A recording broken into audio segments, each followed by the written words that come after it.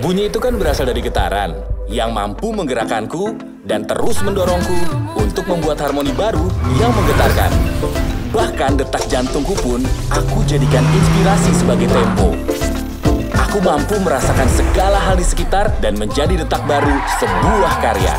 Dan saat semua itu terkumpul, detak itu semakin berpacu, melaju meracik suara, getaran, nada, dan menyatu menjadi sebuah ritme yang memberi aku kebahagiaan, yang terus bergerak bersama kebebasan.